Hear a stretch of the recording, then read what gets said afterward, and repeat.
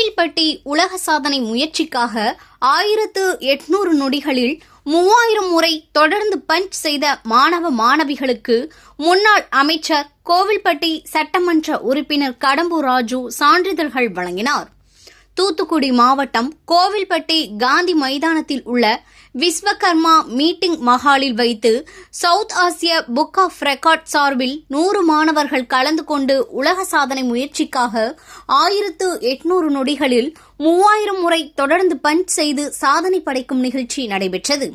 இதில் 1000க்கும் மேற்பட்ட மாணவ மாணவிகள் கலந்து கொண்டு தற்காப்பு கலையான பஞ்ச் செய்தனர். தொடர்ந்து 1800 நொடிகளில் 3000 முறை செய்து அசத்தினர்.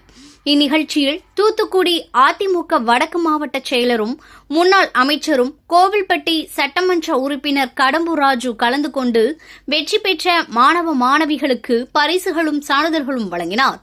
நிகழ்ச்சியில் விஸ்வகர்மா உயர்நிலைப்பள்ளி செயலாளர் பாலமுருகன், சவுத் ஆசிய புக் ஆஃப் ரெக்கார்டுக்காக நிர்வாகிகள் கலந்து கொண்டனர்.